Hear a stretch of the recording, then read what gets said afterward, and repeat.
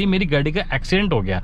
अब जब एक्सीडेंट हुआ तो जो फर्स्ट ओनर था मैंने उससे कांटेक्ट किया, तो फर्स्ट ओनर से कांटेक्ट किया क्योंकि भाई के पास ना तो आरसी है ना ही इंश्योरेंस पॉलिसी है, राइट। तो अब वो तो कर नहीं सकता क्लेम, तो फर्स्ट ओनर ने क्लेम किया उसके बिहाफ पे, तो जो इंश्योरेंस कंपनी थी उसने रिजेक्ट कर दिया। अब जो थर्ड पार्टी होती है ना, थर्ड पार्टी में कौन कवर होता है? थर्ड पर्सन कौन? जिससे आपकी गाड़ी का एक्सीडेंट हो जाता है, सामने वालों को नुकसान पहुंचाता है, ठीक है। अब वो तो थर्ड पार्टी के अंदर कवर हो गया। अब आपकी गाड़ी का क्या, आप अपनी गाड़ी अपना नुकसान कैसे कवर करोगे? तो वहां पे आ जाता है ऑन डैमेज। मैं बायर हूं, सेकेंड हैंड गाड़ी मैंने खरीदी है, तो मेरे पास क्या होगा, 14 डेज का टाइम होगा। उस 14 डेज के टाइम के अंदर मेरे को क्या करना पड़ेगा, जो इंश्योरेंस पॉलिसी है जो कंपनी है उसको अप्लाई करना पड़ेगा जाके। मान लो 14 डेज निकल गए, आपने वो इंश्योरेंस जो है अप्लाई नहीं किया, आपने ट्रांसफर नहीं करे, तो क्या होगा? अब मुसीबत कहां पे आएगी? दोनों के लिए, जो बायर है और सेलर है। ऐसा नहीं कि मैंने गाड़ी बेच दी तो भाई मैं बिल्कुल टेंशन फ्री हो गया। आप टेंशन फ्री कभी भी नहीं हो सकते जब तक वो गाड़ी चल रही है। वो हम आपको बताता क्यों। लो, अब मेरी गाड़ी के एक्सीडेंट हो गया, अब मैं क्लेम के लिए जाता हूँ इंश्योरेंस कंपनी के पास। इंश्योरेंस कंपनी वाले सीधा काटा मार देगी, वो बिल्कुल एक्सेप्ट नहीं करेगी, रिजेक्ट कर देगी क्लेम। क्यों कर देगी? क्योंकि हेलो दोस्तों, कैसे हैं आप सब लोग? Welcome back to my channel.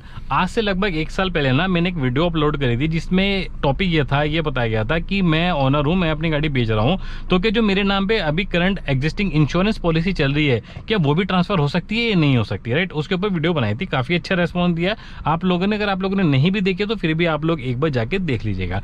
अब ये वीडियो बनाने का मकसद क्या हुआ, एक्चुअली क्या हुआ कि 1-2 दिन पहले ना उस वीडियो पे कमेंट क्या आया था, एक भाई ने डाला था कि मैं जो हूँ सेकंड हैंड कार ओनर हूँ, मैंने गाड़ी खरीदी थी, राइट।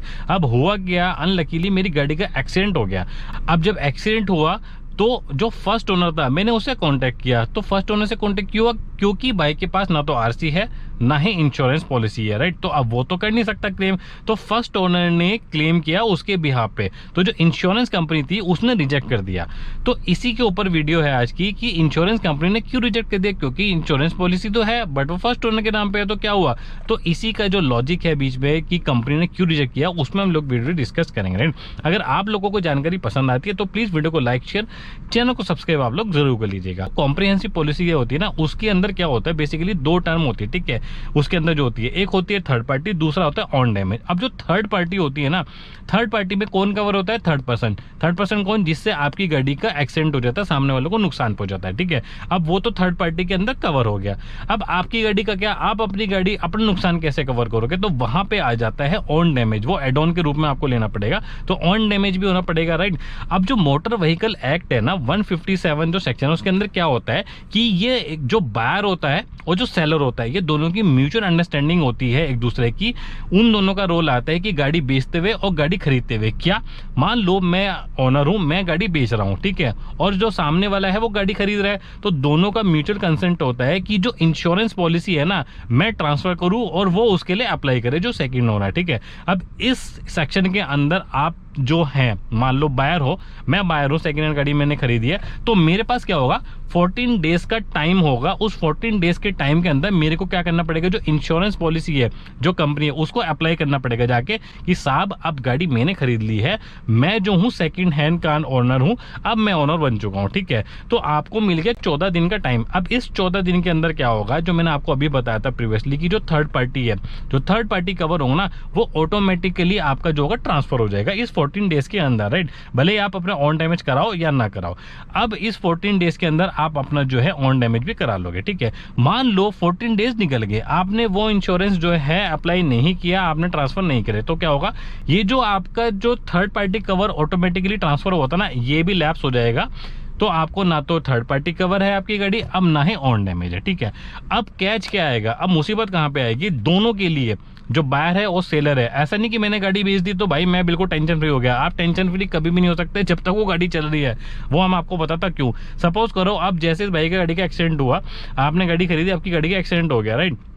अब लोकल है तो आपने पकड़ लिया, अब मान लो कौन किससे जान पहचान कर रहा है, कौन किसको पकड़ता फिर रहा है। अब मेरी उससे बात नहीं हुई है, वो तो उसने क्लेम वहां पे जो है अप्लाई कर दिया था तो रिजेक्ट हुआ। मान लो आप किसी को नहीं जानते हो, अब क्या होगा इस केस के अंदर, मान लो अब मेरी गाड़ी का एक्सीडेंट हो गया, अब मैं क्लेम के लिए जाता हूँ इंश्योरेंस कंपनी के पास। इंश्योरेंस कंपनी वाले सीधा काटा मार देगी, वो बिल्कुल एक्सेप्ट नहीं करेगी, रिजेक्ट कर देगी क्लेम। क्यों कर देगी, क्योंकि भाई जो इंश्योरेंस पॉलिसी होती है ना, वो कॉन्ट्रैक्ट होता है कंपनी के बीच में और पॉलिसी होल्डर के बीच में, आपके बीच में। अब आपने वो कॉन्ट्रैक्ट तो बनाया नहीं, आप कौन हो भाई, आपको तो नहीं जानती, वो तो जो फर्स्ट ओनर था कंपनी उसको जानती थी। अब यहाँ पे मजे वाली बात क्या है, जो फर्स्ट ओनर जाएगा वहां पे अप्लाई करेगा। अब वहां पे क्या होगा भाई, अब आप तो ओनर नहीं हो ना, जब आप गाड़ी नहीं चला रहे हो तो आप किस बेस पे अप्लाई कर रहे हो। अब वहां प्रॉब्लम क्या आ जाएगी, कंपनी ने तो रिजेक्ट कर दिया, अब आप भाई कोर्ट वगैरह जाओगे, कुछ जाओगे तो कोर्ट कई बार क्या करेगा, चालान भी बना सकता है, मतलब आपको नोटिस इशू भी कर सकता है। किसको, जो फर्स्ट ओनर होगा उसको, कि इस ये जो अभी सेकंड ओनर है इसकी गाड़ी की वजह से जो थर्ड पर्सन है उसको नुकसान पहुंचा है, तो उसका डैमेज कौन करेगा, वहां कहां कवर होगा। तो भाई फर्स्ट ओनर के अकाउंट में मतलब आपको उसका नुकसान भरना पड़ सकता है, क्योंकि कोर्ट जो है नोटिस इशू कर देगी। और ये तो देखो भाई कितनी बड़ी सिरदर्दी है, कितना लाखों हजारों का जो भी नुकसान होगा वो तो उस टाइम पे डिपेंड करेगा। एक तो आप यहाँ फंस गए, और दूसरा अब आप सेकंड हैंड कार ओनर, जो आप अभी जो नए ओनर बने हो भाई साहब, बिल्कुल अभी अभी, अब आपका जो नुकसान है, आपके पास कोई भी पॉलिसी नहीं है, तो आप कैसे करोगे, वो आप जो नुकसान है अपनी जेब से भरोगे, राइट। तो देखा दोनों के लिए कितना बड़ा नुकसान है, जो बायर है और जो सेलर है। इसीलिए दोनों की म्यूचुअल रिस्पॉन्सिबिलिटी, कंसेंट होना चाहिए कि भाई मैं बेच रहा हूं तो मैं अब ट्रांसफर करने के लिए बिल्कुल एप्लीकेबल हूं, मुझे कोई दिक्कत नहीं है। और आप जो खरीद रहे हो तो भाई आप भी उसको अप्लाई कर दो टाइम रहते हुए, राइट। तो दोस्तों इंश्योरेंस का मतलब सिर्फ यही नहीं है कि क्लेम डाला और प्रीमियम भर दिया। इंश्योरेंस के अंदर बहुत सारी ऐसी चीज होती है जो हमें समझनी जरूरी है अगर हम गाड़ी चला रहे हैं, ठीक है। अपनी सुरक्षा भी करनी है और सामने वाले की भी सुरक्षा करनी है, राइट। तो होप ये वीडियो आप लोगों के लिए कुछ इन्फॉर्मेटिव रही होगी। अगर आप लोगों को वीडियो पसंद आई है, जानकारी पसंद आई है, तो प्लीज वीडियो को लाइक, शेयर, चैनल को सब्सक्राइब आप लोग जरूर कर दीजिएगा। Thank you so much. जय हिंद।